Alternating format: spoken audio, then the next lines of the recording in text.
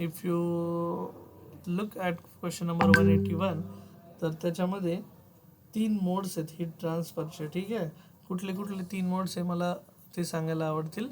3 modes of heat transfer. ठीक आहे, modes of heat transfer. Am I audible? Is screen visible बच्चा party? ठीक आहे.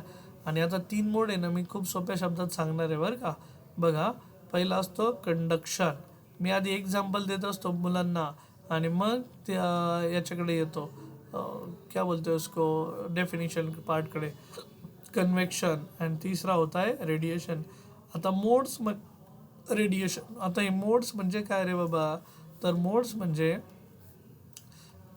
हीट एका ठिकाणाहून दुसऱ्या ठिकाणी ज्या प्रकारे वाहते, पास होते, ट्रॅव्हल करते, तर ती जी पद्धत आहे त्याला म्हणायचं मोड्स ऑफ हीट ट्रान्सफर. ठीक आहे. सो सपोज मी म्हटलं की हा ए पॉईंट आहे. सपोज ए पॉईंट म्हणजे सपोज एका पॉईंटकडनं सोर्सकडनं हीट जर सपोज बी पॉईंटकडे ट्रॅव्हल करते आहे, हे काहीतरी डिस्टन्स असेल, डी डिस्टन्स असेल, इथलं टेम्परेचर T1 असेल, इथलं टेम्परेचर सपोज T2 असेल, हे हॉट असेल आणि हे कोल्ड टेम्परेचर असेल इकडे, तर हॉट एंडकडनं कोल्ड एंडकडे जी हीट ट्रान्सफर होती आहे ते ट्रान्सफर करण्याच्या वेगवेगळ्या पद्धती आहे. मग त्या पद्धती ज्या आहेत त्या हीट ट्रान्सफरच्या, पहिली तर आहे कंडक्शन, दुसरी आहे कन्व्हेक्शन आणि तिसरी आहे रेडिएशन बच्चा पार्टी लोक. सो मग let's go for the conduction, convection and radiation. Example first. So कंडक्शनमध्ये मी सिम्पल एक्झाम्पल देत असतो मुलांना. सॉलिड मेटॅलिक रॉड कन्सिडर करा. सो सॉलिड मेटॅलिक रॉड असा मी इथे कन्सिडर केला आणि हा सॉलिड मेटॅलिक रॉड, आता सपोज इथे एक बच्चा खड़ा है, उसने हाथ में पकड़ा है उसको. ठीक आहे, तो त्याने पकडले हातामध्ये आणि इथं तुम्ही पाहताल की ह्या एंडला आपण एखादं बर्नर किंवा फ्लेम कॅन्डल पेटवली आहे लाईक दॅस. ठीक आहे, आणि मग कॅन्डल पेटवल्यानंतर तुम्ही पाहताल की हे जे एंड होतं आहे हे हॉट एंड होईल. ठीक आहे, मग इथलं टेम्परेचर असेल T1, याला हॉट एंड म्हणतो मी. ठीक आहे, आणि हे जे इकडचं एंड आहे याचं टेम्परेचर आहे सपोज T2, हे असेल माझ्यासाठी कोल्ड एंड. मग घडतं काय की ह्या हॉट एंडकडनं कोल्ड एंडकडे हीटचा फ्लो सुरू होतो. तुम्ही असं ऑब्झर्व केलं असेल बघा. तुम्ही कधी चमचा पकडा हातामध्ये, अशी कॅन्डल पेटवा. चमचा कसा असतो? सॉलिड. सो यहाँ पे ये जो रॉड है तो हा सॉलिड मेटॅलिक रॉड आहे, हा मेटल आहे. याच्याच ऐवजी जर तुम्ही लाकूड घेतलं असतं तर लाकूड इथंच पेट घेईल जागेवर, पण ते काय हीटला इकडे येऊ देणार नाही. म्हणजे लाकूड, would is a bad conductor of heat, heat को वो ट्रांसफ़र नहीं होने देगा. लेकिन मेटल है लाईक लोखंड असू देत किंवा ॲल्युमिनियम असू देत किंवा जर्मेनियम असू देत, स्टील असू देत, पितळ असू देत. So they will gain heat आणि हॉट एंडकडनं कोल्ड एंडकडे हीट ट्रान्सफर करायला सुरुवात करेल. बरं, मग ही जी हीट ट्रान्सफरची पद्धत आहे ज्याच्यामध्ये सॉलिड वापरलं जाते आणि सॉलिडमध्ये हा हीट ट्रान्सफर होतो आहे, तर त्याला म्हणूयात आपण कंडक्शन. क्या बोलेंगे इसको? कंडक्शन. मग आता सॉलिडमध्ये हीट ट्रान्सफर कशी होते रे बाबा ॲक्च्युअलमध्ये? बच्चा पार्टी बघून घ्या, कन्सेप्ट समजून घ्या. मग हा कन्सेप्ट समजला ना तुम्हाला सगळा डिफरन्स समजणार आहे. आता सॉलिड बनलेला आहे वेगवेगळ्या छोट्या छोट्या ॲटम्सपासनं. मग आता तुम्ही ज्यावेळेस इथं हॉट एंडला म्हणजे इथं जर कॅन्डल लावली तर हे एंड हॉट होणार आणि हे एंड जर हॉट झालं तर हा शेजारच्या मॉलिक्यूलला हॉट करणार, हा शेजारच्या मॉलिक्यूलला हॉट करणार.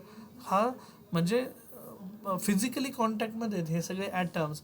मग हे शेजारी शेजारी फक्त हीट ट्रान्सफर करतात. हा गरम झाला मग शेजारच्याला गरम करतो, शेजारच्याला गरम करतो, शेजारच्याला गरम करतो आहे. मग इथं असं होत नाही, हा मॉलिक्यूल आता गरम झाला आहे म्हणून हा इकडं शिफ्ट झाला आणि इकडचा थंडवाला मॉलिक्यूलने त्याची जागा घेतली, असं घडत नाही. यांची पोझिशन बदलत नाही ह्या ॲटम्सची, ह्या मॉलिक्यूलची. जो हीट होतोय तो शेजारच्याला हीट करतोय. So this process of conduction of heat, this mode of transfer of heat is called as conduction. So यहाँ पे फिजिकल मूवमेंट नहीं हो रहा है पार्टिकल्स का. With transfer of heat in case of solid from hot end to close end without movement of molecules किंवा without movement of atoms of a element किंवा atoms of a substance. ठीक आहे, okay. तुम्ही करून बघा, असं हातात चमचा घेऊन बघा, ते गरम करा थोडं आणि जास्त वेळ पकडा. तुम्ही पाहताल की चमचा पण तुमच्या एंडमध्ये तुम्ही हातात जे धरलं ते एंड पण गरम होईल. नेक्स्ट आहे कन्व्हेक्शन. कन्व्हेक्शनमध्ये इथं ॲक्च्युअल मुवमेंट होती पार्टिकलची. आता तुम्ही बघा, घरी जर चहा पिण्यासाठी आपण पाणी उकळायला ठेवलं तर काय होतं रे पाण्यामध्ये, आधी कुठलं पाणी तापेल रे, खालचं बॉटम सरफेसचं की टॉप सरफेसचं, सांगा बरं. असं पाणी तापायला ठेवलं मी. टॉप सरफेसचं. वा वा वा साक्षीजी, वा वा वा. सिद्धी, श्रावणी, चहा बनवलाय का रे कधी तुम्ही? साक्षी यस, चहा बनवलाय. कुठलं पाणी तापतं आधी, टॉप हो. सरफेसचं की बॉटम सरफेसचं तापेल? बॉटम सरफेसचं. का बरं साक्षी यस? बरोबर आहे उत्तर, पण का बरं? द रिझन इज बच्चा पार्टी, बॉटम सरफेसचं पाणी आधी तापेल साक्षी गिरवले. का बरं? कारण तुम्ही bottom surface direct in contact with heat आहे ना बाबा, direct in contact with heat. इथून टॉप ह्या हीटपासनं जिथून सोर्स ऑफ हीट आहे तिथून टॉप सरफेस काहीतरी अंतरावर आहे. तो कधी लवकर तापायचा? मग जे इमिजिएट कॉन्टॅक्टमध्ये ते लवकर पेट घेतं ना, किंवा ते लवकर गरम होईल ना.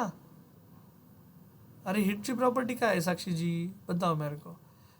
म्हणजे लॉजिक है ना ये. देखो कि जो हीट के डायरेक्ट कांटेक्ट में होगा, फर्स्ट इमीडिएट कांटेक्ट में होगा, वो पहले हीट होगा और उसके बाद आजूबाजू के इथं बघा आता, हे एंड का बरं हॉट झालं, हे एंड का नाही लवकर हॉट झालं?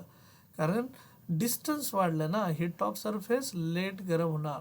मग आता इथं काय घडतं, तर बॉटम सरफेस जो हीटच्या कॉन्टॅक्टमध्ये, इथं पण बघा हे एंड जे होतं रॉडचं, हे direct in contact with candle होतं. मग आता ज्यावेळेस एखादं मॉलिक्यूल हीट होईल, हीट झाला की त्याची डेन्सिटी कमी होते. आता हे लिक्विड आहे, लिक्विडची डेन्सिटी कमी झाली की हॉट लिक्विड मॉलिक्यूल वरती जाईल आणि वरचा जो याचा मॉलिक्यूल म्हणूयात लोअर टेम्परेचरवाला मॉलिक्यूल, त्याची डेन्सिटी जास्त असेल, तो मॉलिक्यूल खाली येईल. ठीक आहे. सो असं मायग्रेशन घडतं ॲक्च्युली. तुम्ही बघितलं असेल कन्व्हेक्शनमध्ये, ज्यावेळेस पाणी उकळतं तर उकळण्यापूर्वी ना खालून बुडबुड्या सुरू होतात बॉटम सरफेसकडनं. फक्त पाणी उकळा, मी म्हणत नाही लगेच चहा उकळा म्हणून, तर फक्त पाणी उकळा. तर तुम्ही पाहताल की खालील बॉटम सरफेसला अशा छोटे छोटे एअर बबल्स तयार होतात आणि तेच एअर बबल्स वरती यायला सुरुवात होते. ठीक आहे. अरे लॉजिक समजतंय का? आणि मग ॲक्च्युअल मुवमेंट होतं मॉलिक्यूलचे, खालचे मॉलिक्यूल वरती, वरचे मॉलिक्युल्स खाली. So this kind of heat transfer is called as convection. So transfer of heat from one end to another end with actual movement of molecules is called as convection. आणि तिसरं आहे radiation. बघा मी हे जे सांगतोय हे खूप महत्त्वाचं आहे, कारण हे लॉजिक जर समजलं तर समजून घ्यायला खूप सोपं आहे. आता हा आहे आपला सूर्य, सूर्याकडनं पृथ्वीपर्यंत सनलाईट येतोय, ही अर्थ आहे आपली. हा सनलाईट येतोय, मग सनलाईट येताना कशाच्या फॉर्ममध्ये येतो बाबा, तर बघा सूर्याकडे जी हीट आहे ती पृथ्वीपर्यंत येते. आपण हिवाळ्याचे दिवस आहे, आपण उन्हात उभं राहतो, उन्हात उभं राहिलं की आपल्याला प्रकाश पण मिळतोय, म्हणजे उजेड पण आहे अंधारावर, उजेडाची मात म्हणजे उजेड पण दिसतोय, आणि ॲट द सेम टाईम तुम्हाला एनर्जी पण मिळते. आणि कुठली एनर्जी असते, हीट एनर्जी. त्याच्यामुळे तुम्ही बघितलं असेल आजकाल ते काय त्याला घरगुती सोलार खूप फेमस झाले. सोलार जे इलेक्ट्रिसिटी प्रोड्यूस करतात आहे. ठीक आहे, पण आपल्याला तिकडे नाही जायचं आहे, आपल्याला जायचं आहे रेडिएशनकडे. की सूर्यापासनं पृथ्वीपर्यंत बघा ना हीट ट्रान्सफर होती आहे, तिकडून इकडे येईपर्यंत हीट कमीसुद्धा नाही होते. मग ही हीट जी येते तर ती आजूबाजूच्या मीडियम ज्या मीडियममधून पास करते त्या मीडियमलाही म्हणजे मीडियममुळे ती कमी होत नाही, तर ती जेवढी यायची तेवढी हीट तुम्हाला अर्थकडे मिळते. So without intervening the medium. हे सॉलिड आणि लिक्विडमध्ये घडत होतं, जाताना मीडियम होतं सॉलिडमध्ये पण, हॉट एंडकडनं कोल्ड एंडकडे एकदम निवांत काम चालू. कन्व्हेक्शनमध्ये तरी थोड्या वेळ फास्ट होईल, पाणी जर गॅस फुल केला की पाणी पटपट पटपट तापेल. पण सूर्याच्या बाबतीत बघा तुम्ही, विदाऊट इंटरव्हिनिंग द मीडियम, आजूबाजूचं एअर मीडियम गरम होतं आहे का? नाही. हां, गरम झळाय वगैरे लागतात, ती गोष्ट वेगळी आपल्याला उन्हाळ्याच्या दिवसामध्ये, पण ते पृथ्वी तापते म्हणून ते झळायला लागतात आपल्याला. ठीक आहे.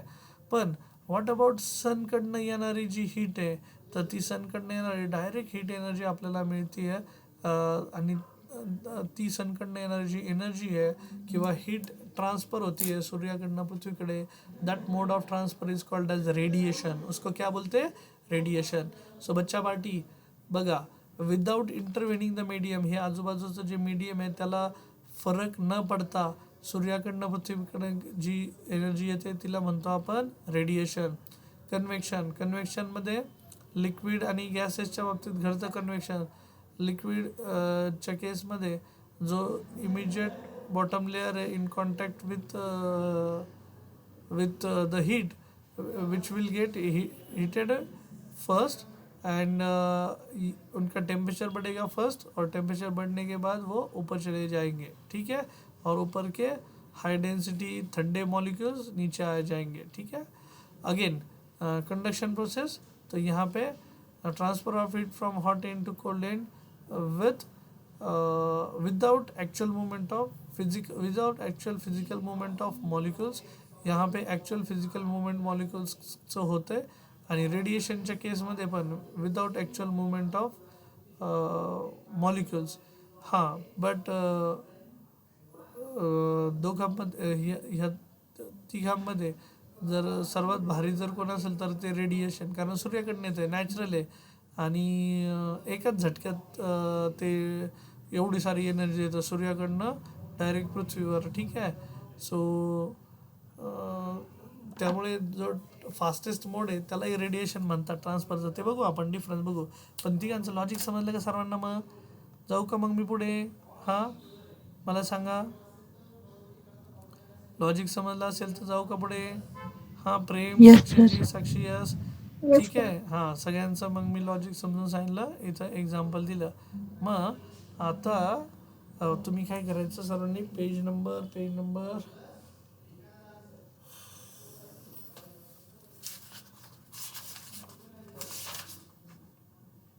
184 वर या. 184 सर्वांनी, page number 184.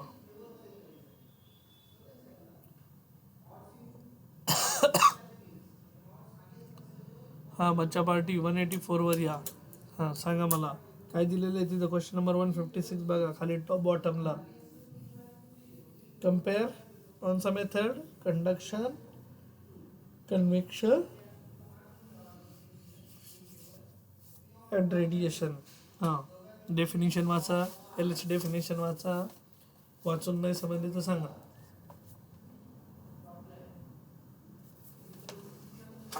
Conduction is the process of, हां बोला पटकन. Conduction is the process of, कशाची प्रोसेस आहे conduction? Heat flows from hot end to cold end. हां, पुढे पुढे काय लिहिलेलं आहे? Conduction is the process by which heat flows from the hot end to the cold end of a solid body without any, underline करा त्याला, without any bodily movement of the particles of the body.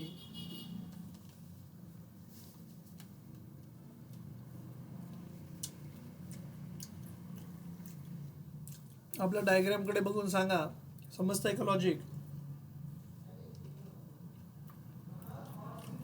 दुसरं बघा, convection.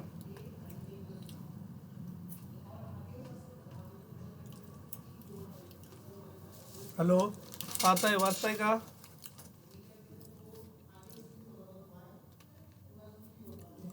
पटकन, कारण हा तो मला homework असणार आहे बरं का. सर्वजण आहे का? बुक समोर आहे का? सिद्धी,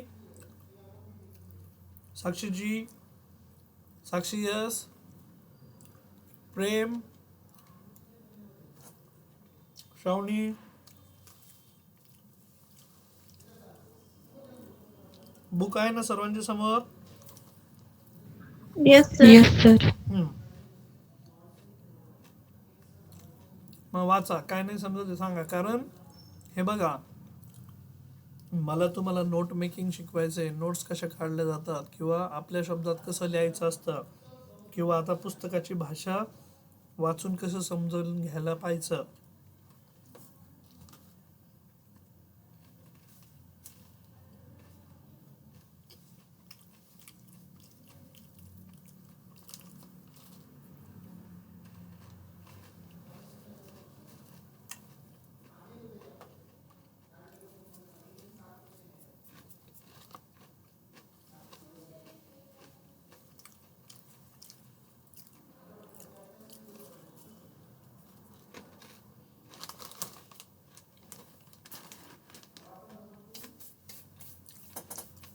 कॅरेक्टरिस्टिक्स पण वाचा.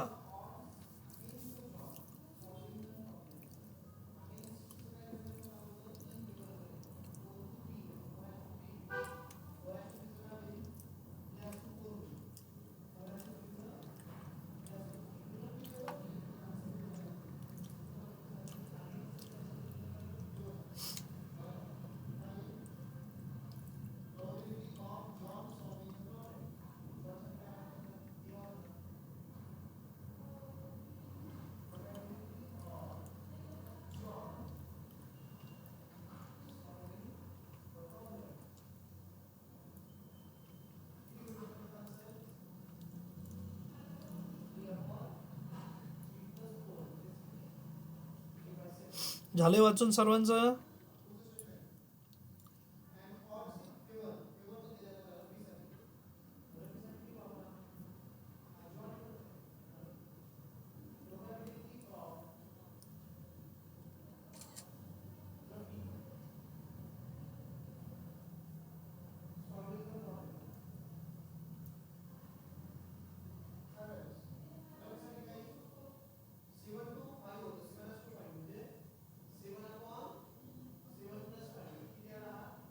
झाले का? जाऊ का मी पुढे?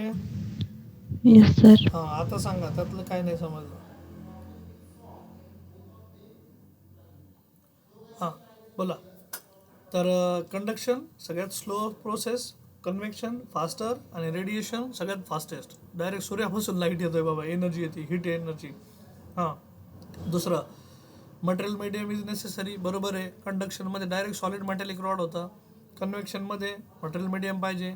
आणि रेडिएशनच्या बाबतीत मटेरियल मीडियमचं काही घेणं देणं नाही, कारण सूर्याकडनं जी येते आहे ती व्हॅक्यूम थ्रू पण येते आहे एनर्जी. त्यानंतर फिजिकल मुवमेंट होते का कंडक्शनमध्ये मॉलिक्युल्सची?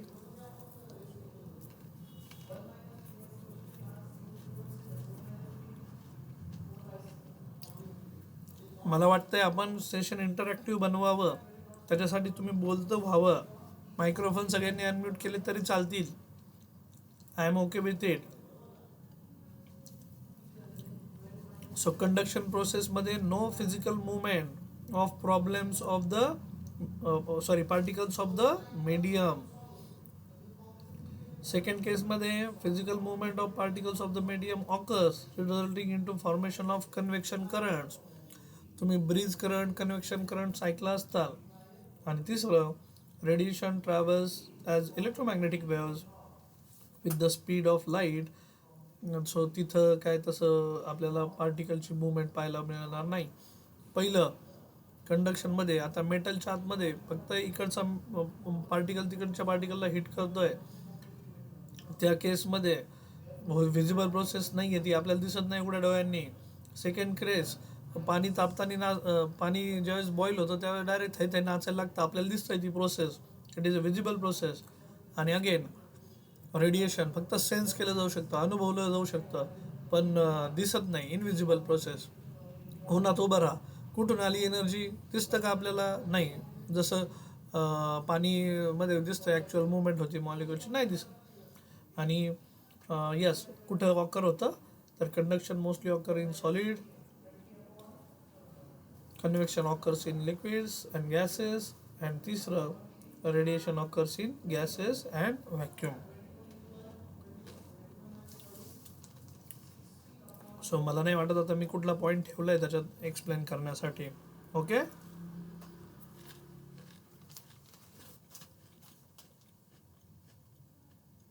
तुम्ही पण लक्षात ठेवायचं, ज्या वेळेस तुम्ही नोट मेकिंग करता त्यावेळी डायरेक्ट कम्पॅरिझन पाहायचं. ज्यावेळेस तुम्ही कम्पेअर करतात ना गोष्टींना, कन्सेप्ट्सला, तर लक्षात घ्या बच्चा पार्टी, त्यावेळेस तुमचे कन्सेप्ट क्लिअर होत जातात. आणि ह्या ज्या स्पर्धा परीक्षा आहे ह्या तुमचे कन्सेप्ट चेक करतात. आपल्याला काय आलं आहे 10वीपर्यंत, दिला प्रश्न लागले वाचायला, दिला प्रश्न लागले वाचायला, लागले पाठ करायला, अशा पद्धतीने आपण शिकत आलेलो आहे. पण कम्पॅरेटिव्ह मॅनरमध्ये ज्यावेळेस तुम्ही कन्सेप्ट शिकताल, कारण ह्या परीक्षा असेच प्रश्न विचारतात जे कन्फ्युजिंग असतात. मग आपण म्हणतो अरे नाही यार कन्फ्यूज झालं, माझा कन्सेप्ट क्लिअर नव्हता. कन्सेप्ट क्लिअर करण्यासाठी रिव्हिजन लागेल, प्रॅक्टिस लागेल, ते पण तेवढंच खरं. ओके, नाव कमिंग बॅक. आता बस झालं याचं, आता रडगाणं आपला. चलो, हीट ट्रान्सफरचे मोड झाले. मग आता काय शिकायचं आहे, तर सर्वांनी पटकन पेज नंबर 181 या. 181 तो क्वेश्चन नंबर 130 बघा. आता काय लिहिलेलं आहे 130. हां, बोला बरं काय 130. Define conduction, state condition for conduction of heat. Define करा. Conduction is the process by which heat flows from the hot end to the cold end of a solid body without any net bodily movement. आपण जी मगाशी definition बघितली तीच आहे. Condition बघा, पहिली कंडिशनला tick करा. 2 पॉइंट कसे पाहिजे, they should be at different temperature, there should be medium between the 2 points. obviously solid आहे म्हटल्यानंतर मीडियम पाहिजेच. बर, आता एक्सप्लेन द प्रोसेस. ती प्रोसेस मी तुम्हाला समजून सांगितलेली आहे. 132 कडे या. Question number 132. मी जे इथे एक्सप्लेन केले ना तेच त्यांनी 131 मध्ये एक्सप्लेन केलेलं आहे. यू कॅन रीड दॅट, अजून कन्सेप्ट क्लिअर होईल. 132 नाही तर आपला व्हिडिओ उद्या प्ले करून पाहायचा, रेकॉर्डेड व्हिडिओ, तुम्हाला आणखी चांगलं कळेल. Define good conductors and bad conductors. हां, सांगा. Good conductor, the substances which conduct heat easily are called good conductors of heat. All metals are good conductors: steel, silver, aluminum, etc. Insulators, the substances which do not conduct heat easily are called insulators or bad conductors of heat. Example: glass, wood, air, paper. काय जे असेल ते. Explain why metals are good conductors of heat and electricity. तर obviously मेटल्समध्ये सगळ्यात जास्त कोण असतात, फ्री इलेक्ट्रॉन्स असतात. आणि फ्री इलेक्ट्रॉन्स हेल्प करतात हीटला एका ठिकाणाहून दुसऱ्या ठिकाणी ट्रान्सफर व्हायला, आणि इव्हन तुमच्या इलेक्ट्रिक करंटला पण एका ठिकाणाहून दुसऱ्या ठिकाणी ट्रान्सफर होण्यासाठी. त्याच्यामुळे दे आर गुड कंडक्टर्स. बस तेवढंच आन्सर त्याचा. ओके.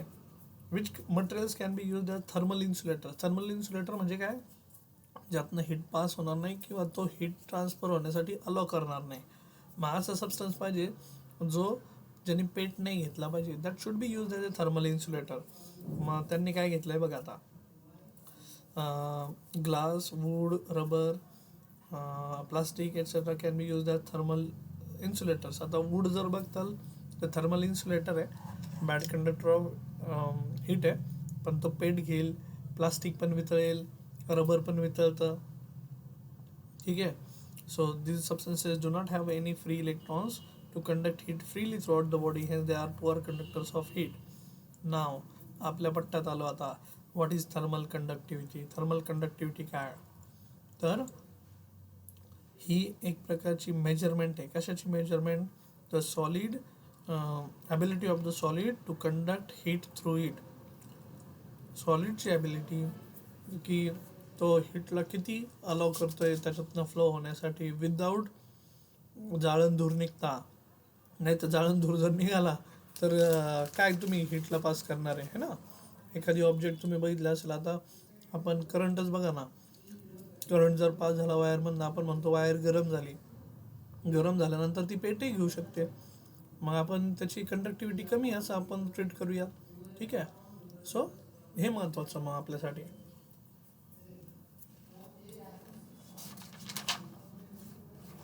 नेक्स्ट पेजवर या. Give any 4 applications of thermal conductivity in everyday life. बरं, आता थर्मल कंडक्टिव्हिटीचे तुम्ही हे ॲप्लिकेशन्स वाचून घ्यावेत, सोपे आहेत. पहिले तर आपण घर बांधताना ब्रिक वापरतो. ब्रिक म्हणजे वीट. का बरं, तर थर्मल कंडक्टिव्हिटी म्हणजे हीट, बाहेरची हीट आतमध्ये येऊन देत नाही आणि आतली हीट बाहेर जाऊ देत नाही. Brick is a bad conductor of thermal conductivity. तुम्ही बघा आपल्या गावाकडे वगैरे स्लॅबचं घर असलं की लोक म्हणतात अरे घर थंड राहतं, जास्त उन्हाळ्यात तापत नाही. पण त्याच ठिकाणी पत्र्याचं जर असेल तर ते तापतं. मग आतमधलं घर किंवा आपण बाहेरून जरी घरात गेलो तरी घरातलं आतमधलं तापमान थंड असतं. का बरं असतं मग,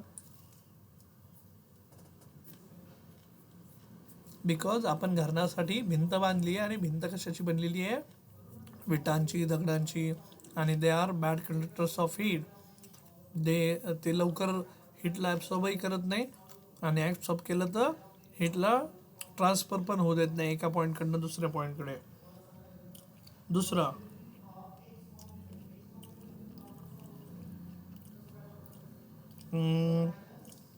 स्ट्रीट व्हेंडर्स म्हणजे रोडवरचे जे व्हेंडर्स असतात ते आईस ब्लॉकला packed in sawdust to prevent them from melting rapidly. बर्फाचं लवकर पाणी होऊ नये यासाठी बर्फाला ती लोक लाकडाच्या भुश्यामध्ये ठेवतात. का ठेवतात? ऑब्विसली त्याचं heat, wood is the bad conductor of heat, so ते लवकर त्याचं पाणी होऊ देणार नाही. तिसरं, the handle of cooking utensil is made of. तुम्ही बघितलं असेल मोस्टली प्रेशर कुकरचे हँडल बघा कसे असतात, तर ते गरम होऊ नये म्हणून ते ब्लॅक कलरचं एबोनाईट मटेरियल तिथं वापरलं जातं, बॅड कंडक्टर ऑफ हीट.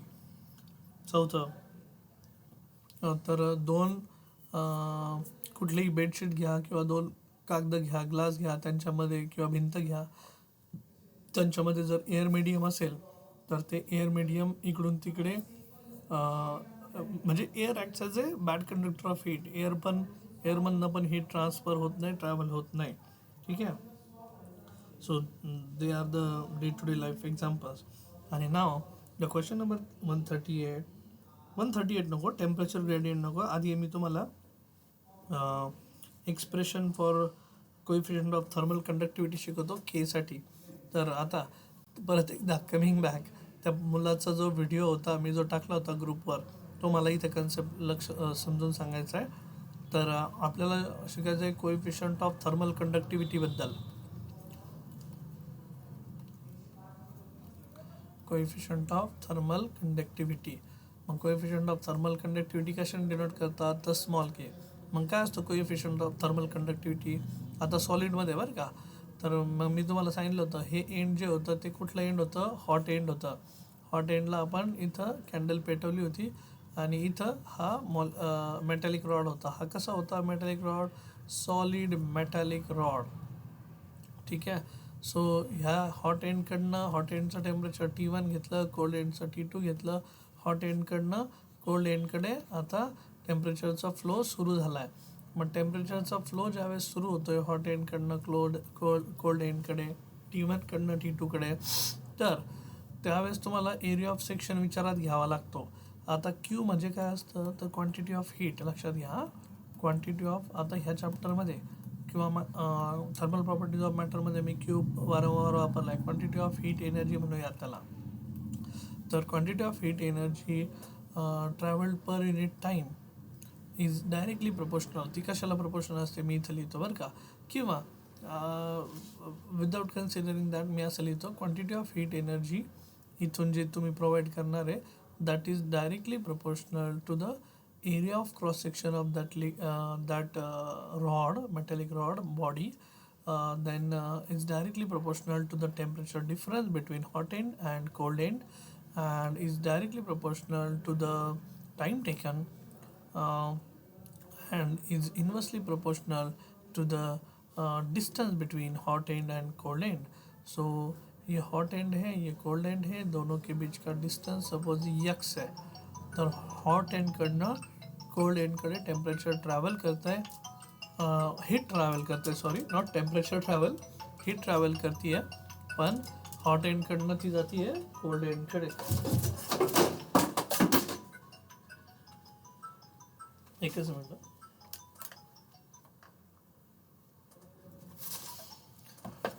एकच मिनिट.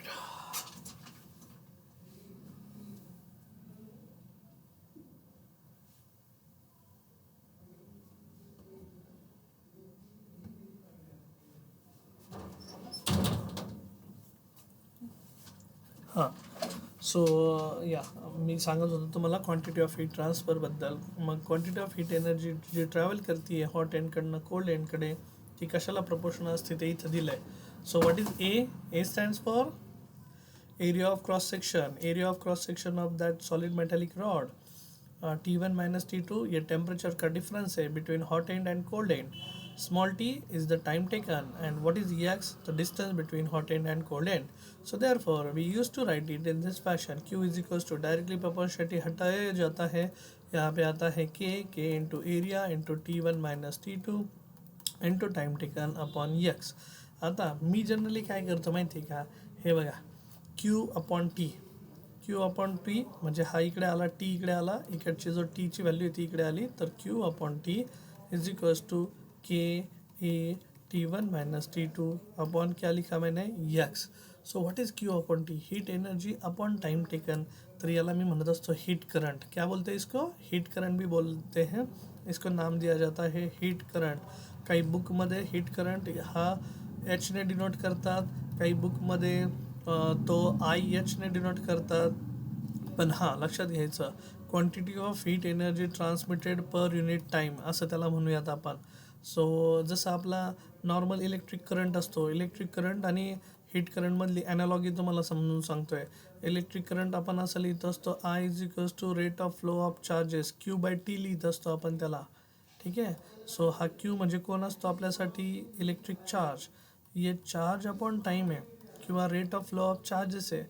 यहाँ पे rate of flow of heat energy है, so that is called as heat current IH. ठीक है. सो या फिर उसे रेट ऑफ हीट ट्रान्सफर भी डायरेक्टली सोप्या शब्दात बोलू शकतात. आता तुम्ही जर हा कन्सेप्ट पाहताल तर हा खूप सोपा आहे आता लक्षात ठेवायला. What is K? के सांगा मला. You can also treat heat current as a rate of heat transfer, ऐसा भी उसको बोल सकते हैं अपन, rate of heat transfer. What is K सांगा मला. के काय आहे? तर कोइफिशियंट ऑफ थर्मल कंडक्टिव्हिटी. जो कॉन्स्टंट आहे ना त्यालाच म्हणतात कोइफिशियंट ऑफ थर्मल कंडक्टिव्हिटी. मग केच्या टर्म्समध्ये जर बाकीचं लिहायचं म्हटलं तर के एका बाजूला राहील, बाकीचं सगळं एका बाजूला जाईल. So K is equals to, बोला फॉर्म्युला सांगा मग. आता ह्या फॉर्म्युल्यावरनं आपण नेक्स्ट येऊया तिथे. हाँ बोलो चलो जल्दी. क्यू बाय टी या फिर से लिखूंगा Q by T is equals to K A T1 minus T2. मला सांगा आता टर्म समजल्यात का ते सांगा पहिल्यांदा. What is small T? Time taken. What is capital Q? Quantity of heat energy. What is X? Distance between hot end and cold end. What is A? Area of cross section. T1 minus T2 temperature difference of hot end and cold end. So K Q by T हा तिकडे गेला तर काय बनेल equation माझा? Q by T into X. ये नीचे आ गया, ये कौन है? Area into T1 minus T2 is equals to क्या बन गया? के. सो केचा हा झाला फॉर्म्युला. आणि केचे मग युनिट काय काय येतील किंवा डायमेन्शन्स काय येतील असं जर लिहायचं म्हटलं तर सोपं आहे. आता क्यू म्हणजे एनर्जी, तो मी असा युनिट जर लिहायचं म्हटलं त्याचं केचं तर सांगा मग काय लिहिणार. एनर्जीचं लिहिलं जूल, हां डिस्टन्सचं लिहिलं मीटर डिवायडेड बाय, परत टाईम टेकनचं काय second into metre square into temperature difference, एक तर केल्विनमध्ये घ्या किंवा डिग्री सेल्सियसमध्ये घ्या. सो मीटर और मीटर स्क्वेयर का एक मीटर कैंसिल हुआ तो के का बन गया यूनिट. हाँ बोलो क्या बनेगा फिर के का unit? K is equals to हाँ joule per second per meter per Kelvin. You have to read it in this fashion: joule per second per meter per Kelvin. and even joule per second ला आपण ह्याच्या टर्ममध्ये watt पण म्हणू शकतो, पॉवरच्या टर्म्समध्ये. So watt per metre per kelvin. So my task is, your task is sorry, to find out the SI unit and SI unit तो मिल गया, अभी डायमेन्शन्स इसका सर्च करने का. ठीक आहे. तो बच्चा पार्टी डायमेन्शन्स याचे फाइंड आउट करा. उद्याच्या सेशन्समध्ये मग उद्याच्या सेशनमध्ये मग हे कंटिन्यू करू. Okay. So 3 modes of heat transfer. 3 modes of heat ट्रान्सफरचे तुम्ही तिघांचाही डिफरन्स लिहून काढायचा नोटबुकमध्ये. ठीक आहे. Without fail. सिद्धी, साक्षी जी, हां ठीक आहे. सो ते करा आणि हे डेफिनेशनचं SI युनिट फाइंड आउट करा. ठीक आहे. चलो थांबूयात मग. Bye bye, good night.